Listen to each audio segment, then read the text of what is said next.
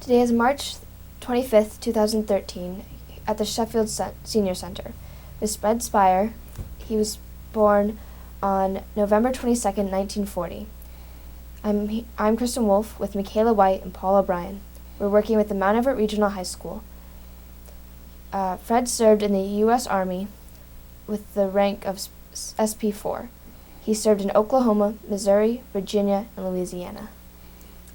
Were you drafted or did you enlist? I was drafted, and draftees are 2-year terms. I had a one-way token to Whitehall Street, one way, and the next morning I was waking up in Louisiana. Why did you join? I was drafted. We didn't join, we were drafted. We had no choice in those days. There was a draft on, and when they drafted you, you were on your way. Where were you living at the time? I was living in New York City, Queens.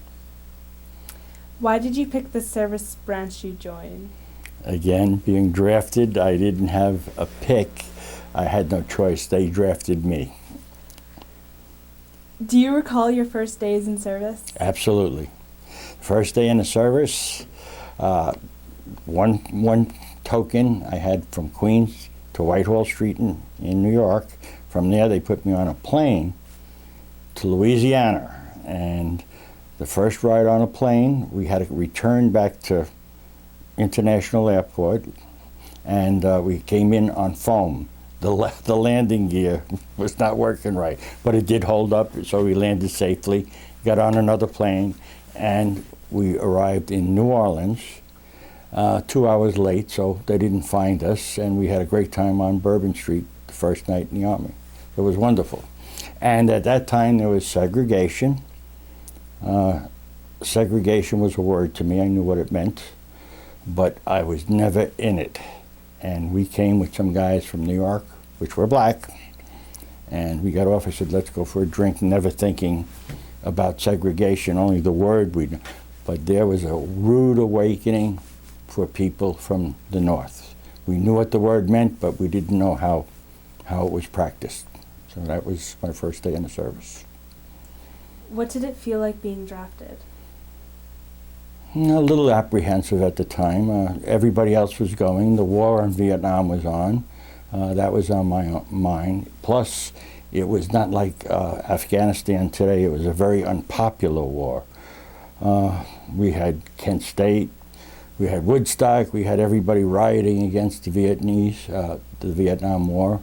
Today they embrace them, which they should also. But in Vietnam, you were afraid to wear your uniform when you came home because people were just that dead against it. But we had no choice, and we served, and that was our duty. Can you tell me about your boot camp and training experiences? Absolutely. At 8 weeks of pure hell. You would have, say, 200 young guys. I was 23. Most of the guys were younger than I. And they put us all together. Everybody didn't know a thing, and they say left people be going right like you see in the movies. It was an experience, and then after 8 weeks, it would probably be one of the proudest days in your life when you walk past a reviewing stand, and you had it all together as one, and it was a very proud moment. Do you remember your instructors? 2 of them, yes. They were from hell, both of them. Both of them. In fact, I had a very we were proud when we got off the bus because all they do is yell at you the 8 weeks, and I had a very heavy-set guy, so we said, wow, we got a heavy-set guy, he's not going to run us to death. By the time that 8 weeks over, he was slim and we were still dragging. So yes, I remember one, he was Sergeant Dillon, and I had another one, Sergeant Carradine. Never forget him, both of them. How'd you get through it? I had a cousin who was a wild guy, worse than I'll ever be. And he said, Butch, you want to get through it? He says, be like a bug. He says, don't stand out, don't volunteer, just be in the middle. And that's how I did. And it was a great experience. It was. Which wars did you serve in? No wars. I was in the service during the Vietnam War, yes. Where exactly did you go? Oklahoma, Missouri, Louisiana, and Virginia. Do you remember arriving and what was it like? Arriving at boot camp, mass confusion. It was everybody got off, and then the next day you get haircuts and you get shots and you get clothes thrown at you. They talk to you like bugs because they're always yelling, and it's a hell day the first couple of days because you're so new and you're not used to people in your face yelling you to what to do, and you can't hit them because you're going to pay the piper if you do. So you have to just eat your pride and go with the flow, and that's how you survive it, which turns out to be very good in the end. What was your job or assignment? I was trained as a meteorologist on computers. I don't know how I got there. I was when I say meteorologist, this is for a bullet going up in the air.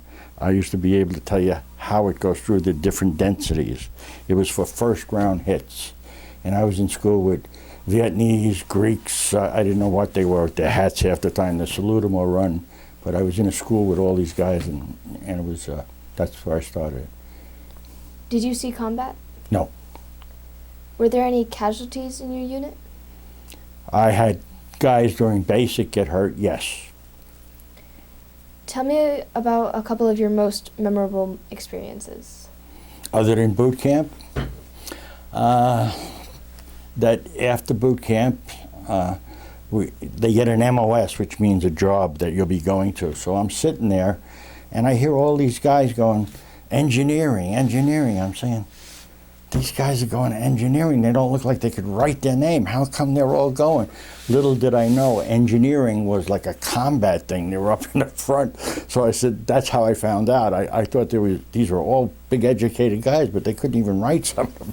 And they were going to engineers. I'm saying, how could this be? So that was one. And then others were, after we got paid once a month at that time, and I met some great people, and we throw the money on the bed and maybe come up with $3, and we all go out and we share together, and you meet some of the greatest friends in your life there. You will. Were you awarded any medals or citations? Just for sharpshooting. That's it. How did you get them? By being pretty good with a rifle. How did you stay in touch with your family? Actually, I called them here and there. I was not as good as a lot of people. I didn't have to call home. I didn't need that security so much. They would call me a lot, get to me, but I would write a letter or I would call. But that's another thing. During basic, you'll hear some guys actually cry in the evening. They were the first time away from home, and you'd hear them sobbing at night. That's another memorable experience. That happens too. What was the food like? In basic, my dog eats better right now because it was on metal trays and it was just thrown in. But after basic, when I was in school, as good as any restaurant you go to. I had wonderful food. Did you have plenty of supplies? Yes. I wound up in supply, so captains had to beg to me to get anything, so I had all the supplies I could use, yes. Did you feel pressure or stress? No, not after basic. Was there anything that you did special for good luck? Not really, no. When I got in, I kept putting in I wanted to go to Japan. And then this Vietnam broke out pretty well, so I shut up. I stopped asking for transfers and all. And that's the only luck I had. I didn't go, thank God. But if they called me, I would have, yes. How did people entertain themselves? Well, on the base, you had a PX and a mess hall. They used to go out for a beer at night. When they had money, don't forget, when you get paid, you bought soap, cigarettes, toothpaste, and that was it. And the rest of it was entertainment. And so entertainment was not really a lot. You didn't have any money to really entertain. So were there any entertainers there at all? Well, you had the USO come in once in a while and stuff like that, but that was it. The main thing is the guys would get together and they go out to a bar, is what they would do. What did you do when you were on leave? On leave, I came home, and I enjoyed home again, and nothing spectacular. It was good to be home, and good to wake up a little late and have different food that my mother made that I didn't get in the service and stuff like that. Nothing, and I saw some old friends, but nothing different, a lot different. Where did you travel while in service? I traveled to those 4 states. I went to meteorology school in Oklahoma. I went to supply school in Missouri, basic in Louisiana, and then I wound up in Bowling Green, Virginia, which is 77,000 acres of an inactive base with 9 guys. I took congressmen and generals hunting and fishing. Yep. I don't know how I got there, but there was only 9 of us there, and then in the summer, the reserves would come up and play there. And I had more deer in the reefer for guys that didn't get them. We'd give a general a deer to go home with, and another fellow and myself, John Sleeman from Pennsylvania, who I'm still in contact with. Do you recall any particularly humorous or unusual events? No, there was a lot of them. Yeah, particularly oh yeah, I was invited. I'll tell you a very, very special one. I was invited to the South, which is a little slower living than we're used to up here, a totally different living. And it was very rural. It was in Kentucky. And the name was Billy Joe Milton. I went home with him for the Derby, around the Derby. We did see the Derby. And I was sitting in a chair having dinner there, and these were over, his mother was sitting on the left of me, and she had this and she was chewing tobacco and spitting the can. I almost died. That was an experience that I don't get shocked. I was born in New York, but that I couldn't get over. So that was one thing that was very memorable and stuck in my mind. Yes. What are some of the pranks that you or others would pull? That you can't write, but a lot of we did. I spent some New Year's up on water towers and a lot of other things, but we did a lot. I'll tell you, if you're in a barracks, I will tell you this, if you're in a barracks and there's one guy that's always getting you in trouble, everybody, he'll pay for it. They will get him, and he will get in line, and you will not, sometimes they would say if it's not done and one guy stand out and you wouldn't be able to get a pass, the barracks gets very angry at a guy like that. And he could be the biggest, baddest guy there, but they're going to get him, and that's truth. Do you have photographs? No, I don't. I had one of me someplace and I haven't found it. That's it. What do you think of the fellow officers and soldiers? Well, there's good and bad and everything, but I'll say the people that you team up with are the best friends you'll ever have in your life, because they got your back. And while you're in, you shared everything, no matter how trivial it was. Did you keep a personal diary? No. What do you recall the day your service ended? Well, it was 2 days because I got drunk when I landed. I stayed at the barracks an extra night because tradition that you pass around the bourbon bottle, and we did. So they took away my keys, thank God, and it took me 2 days to get home. And when I did, I stopped off in Maryland where I met my wife, and they robbed my car with my entire life in the car. You know, everything I had for 2 years in the car, and that was very memorable too. Where were you? In Maryland, Baltimore, Maryland, when they robbed me. What did you do in the days and weeks afterward?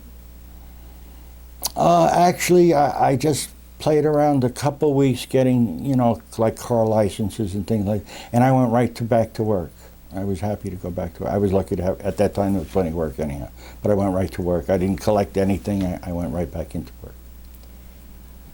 Was your education supported by the GI Bill? No. Did you make any close friends while in the service? Absolutely.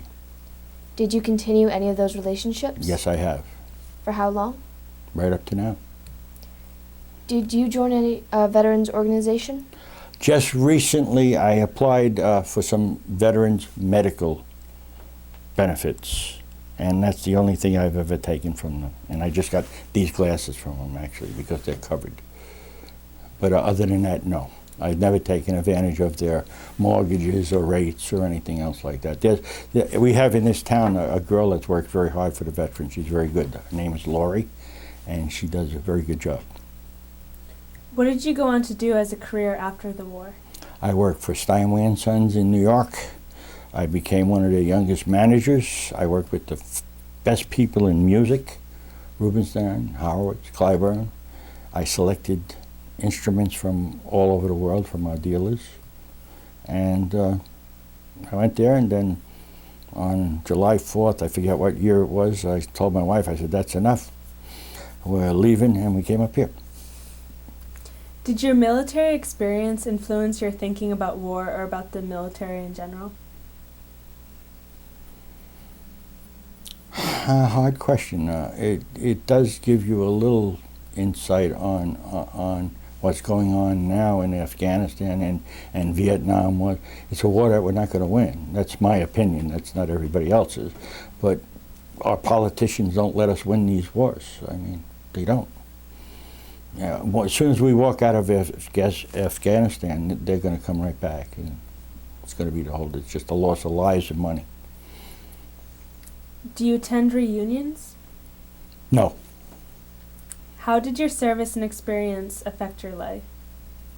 I think it was a very good thing, and I believe in today too. Other than the wars going on, I think we should be like a lot of other countries where I don't say women, but at least the guys should have a mandatory thing. I think it helps you become a man, and it wakes you, like you kids, you're in a little town, but you get out of this little town and you see different walks of life.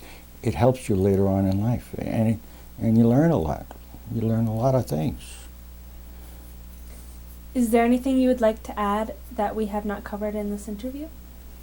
No, I think today, if anybody's considering the service, I think it's a good deal, especially if there's no jobs, other than the war going on right now. But you can almost pick, and if you're qualified, you can get a fine education and save the money, and it's recognized anywhere.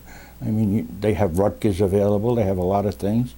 And if you're that type of person, I wasn't, but if you want to put a 20-year time in and get out with some rank, you can have a wonderful retirement.